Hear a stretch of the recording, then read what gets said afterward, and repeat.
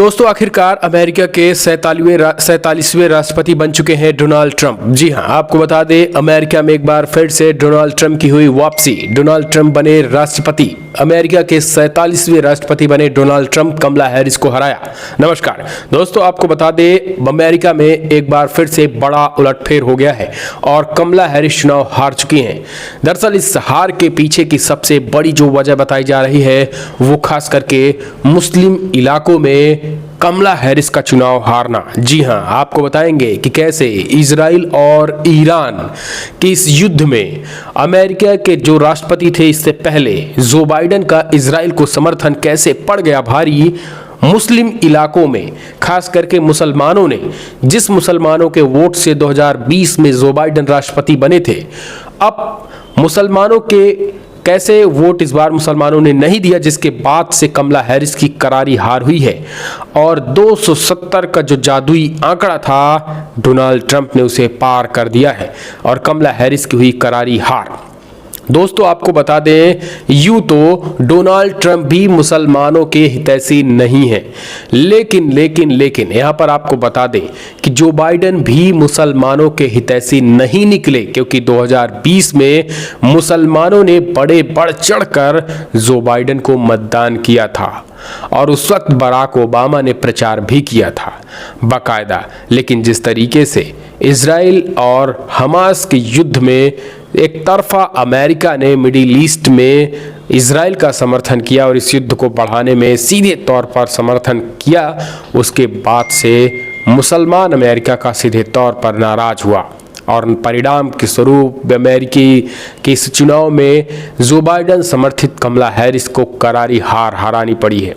मुसलमानों ने सीधे तौर पर जो बाइडेन की पार्टी का बायकॉट कर दिया। हम बताएंगे कि मुस्लिम राज्यों में कैसे कमला हैरिस धड़ाम हो गई, जो उन्होंने सोचा था कि हम इतनी सीटें पाएंगे वहां पर नहीं पाई हैं। चलिए हम आपको दिखा देते हैं, स्क्रीन पे आते हैं। ट्रंप अमेरिका के 47वें राष्ट्रपति बने, संसद में भी बहुमत हासिल, समर्थकों से कहा हम वो कर दिखाया जो असंभव लग रहा था। यहाँ पे आप देख सकते हैं 214, कमला हैरिस 214, जबकि 267 के करीब ये हैं।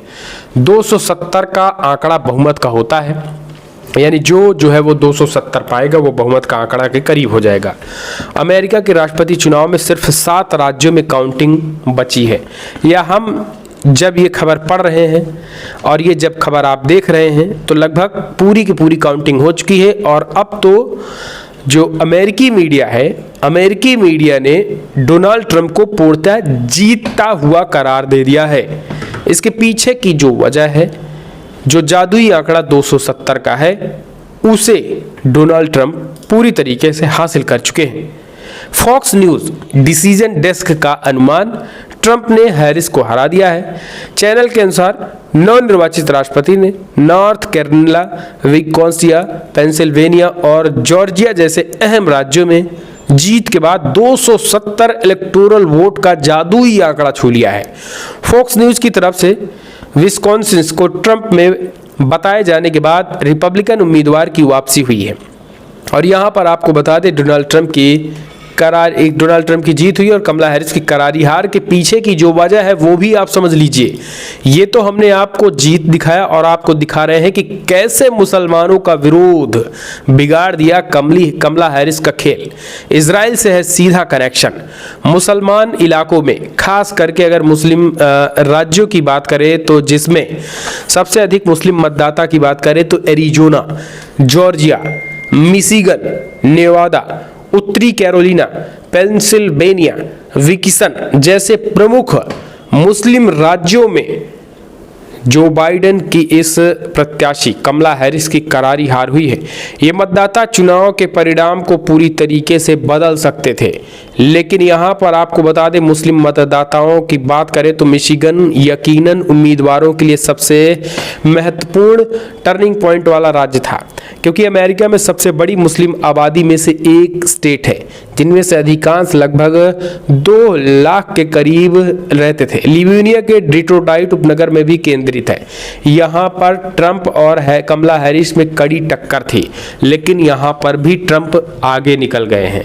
पेंसिल्वेनिया, ये जो हम आपको दिखा रहे हैं ये जो हम आपको बता रहे हैं कि जो जादुई आंकड़ा है, खास करके north Carolina, Wisconsin, Pennsylvania, Georgia, ये दोस्तों अहम राज्य थे। यहाँ पे मुस्लिम मतदाता बड़े पैमाने पे थे और यहाँ पर कमला हैरिस को ये लग रहा था कि भैया कमला हैरिस जो है यहाँ से चुनाव जीतेंगी, लेकिन आपने देखा कि कैसे यहाँ पर भी इनकी करारी हार हुई है। करारी हार होने की वजह, सबसे बड़ी वजह जो ये है वो है इजराइल कनेक्शन। चलिए हम आपको दिखा देते हैं कि कैसे इजराइल से कनेक्शन के बीच करारी हार हुई है। अब हम इजराइल से कनेक्शन क्यों कह रहे हैं वो भी आप समझ लीजिए। दोस्तों आपको बता दें, करीब 2 लाख मुस्लिम वोटर, हमने आपको बताया कि करीब 2 लाख मुस्लिम वोटर इन स्टेटों में रहते थे। 2020 के चुनाव में जो बाइडेन को इन्होंने ही अमेरिका में राष्ट्रपति बनाया था। 2020 में दोस्तों जो बाइडेन को मुसलमानों ने ही राष्ट्रपति बनाया था, लेकिन उन्हीं मुसलमानों को वोट लेने के बाद इजराइल का समर्थन करके जो बाइडेन मुसलमानों के आंखों से गिर गए थे। अमेरिका की बात करें तो अमेरिका में 25 लाख के करीब मुस्लिम मतदाता हैं। जरा इस रिपोर्ट को देखिए, अमेरिका में लगभग 25 लाख मुस्लिम मतदाता हैं। अमेरिकी मुसलमानों को आमतौर पर डेमोक्रेटिक पार्टी का समर्थक माना जाता है। डेमोक्रेटिक पार्टी मतलब जो बाइडेन, जिसकी उम्मीदवार कमला हैरिस है। पिछले चुनाव में भी अमेरिकी मुसलमानों ने एक तरफा जो बाइडेन के पक्ष में वोट किया था, लेकिन इस बार चुनाव के नज़दीक आते आते उनमें अधिकतर वोट रिपब्लिकन पार्टी की ओर शिफ्ट हो गए। इसके बावजूद मुसलमान वोटों का एक बड़ा हिस्सा डेमोक्रेटिक पार्टी को मिलने वाला था, लेकिन मिला नहीं है। अमेरिका के सबसे बड़े मुस्लिम नागरिक अधिकार और वकालत संगठन council on American Islamic relations CAIR के एक सर्वे के अनुसार अमेरिका में मुस्लिम वोट राष्ट्रपति चुनाव में एक प्रमुख कारक की भूमिका निभा सकते थे। नए CAIR सर्वेक्षण में उम्मीदवारों की सूची में सबसे ऊपर डेमोक्रेटिक उम्मीदवार कमला हैरिस और रिपब्लिकन उम्मीदवार पूर्व डोनाल्ड ट्रंप नहीं, बल्कि ग्रीन पार्टी की उम्मीदवार जिल स्टीन थी। यानी आप समझ लीजिए कि मुसलमानों की पहली पसंद कमला हैरिस भी नहीं थी और ना ही ट्रंप थे। यहां पर ग्रीन पार्टी की उम्मीदवार जिल स्टीन को जो है वो मुसलमानों ने वहां पर वोटिंग की है। जो वोटिंग जो है वो जो परंपरागत रूप से, अगर हम बात करें जो परंपरागत रूप से कमला हैरिस की पार्टी जो बाइडेन की डेमोक्रेटिक पार्टी को वोट देते आ रहे थे मुसलमान, उन्होंने इस बार इजराइल का खुले तौर पर अमेरिका के द्वारा समर्थन करने के बाद वो मूव हो गए ग्रीन पार्टी की तरफ। और जो वोट जो है वो ग्रीन पार्टी को जितना वोट परसेंटेज गया है उतने ही वोट परसेंटेज से यहाँ पर कमला हैरिस चुनाव हारी हुई है। अगर यहाँ पर अमेरिका अगर चुनाव जो बाइडेन जीतना चाहते थे तो यहाँ पर सीधे तौर पर उन्होंने इजराइल पर लगाम लगाना चाहिए था। इजराइल के इस एक्शन पर वो उन्हें अगर रोक लगाते, इजराइल को हथियार ना देते, जिस तरीके से मिडिल ईस्ट अशांत है, अगर उसे शांति वहाँ पर लाने की कोशिश करते तो हो सकता था कि ये चुनाव परिणाम कुछ इतर होते और कमला हैरिस राष्ट्रपति होती। लेकिन यहाँ पर मुसलमानों ने पूरा खेला पलट दिया है। हमने आपको बताया कि जैसे इससे पहले हमने आपको बताया कि कैरोलिना, पेंसिल्वेनिया, विस्कॉन्सिन जैसे प्रमुख राज्यों में मुसलमान, जॉर्जिया जैसे मुस्लिम स्टेट में सबसे ज़्यादा मुसलमान रहते और यहाँ पर जो है दोस्तों ट्रंप की जीत हुई है। अमेरिकी राष्ट्रपति चुनाव मुसलमान मतदाताओं के लिए सबसे बड़ा मुद्दा इजराइल फलस्तीन संघर्ष का था, लेकिन यहाँ पर साफ तौर पर मुस्लिम मतदाताओं का यही मुद्दा ही था। लेकिन यहाँ पर समझ लीजिए कि कोई इस पर नहीं किया, जिसके वजह से यहां पर सीधे तौर पर ट्रंप की तरफ कुछ घूमा है और कुछ थर्ड पार्टी की तरफ घूमा है।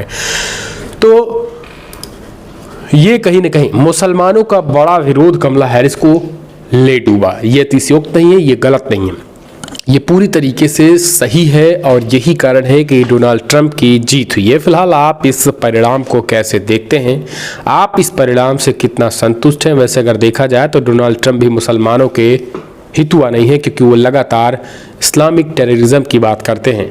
जो बाइडेन तो कभी इस्लामिक टेररिज्म की बात नहीं की, लेकिन डोनाल्ड ट्रंप सीधे तौर पर इस्लामिक टेररिज्म की बात करते हैं और एक मुसलमानों के तबके को आतंकवादी सीधे तौर पर कहते हैं।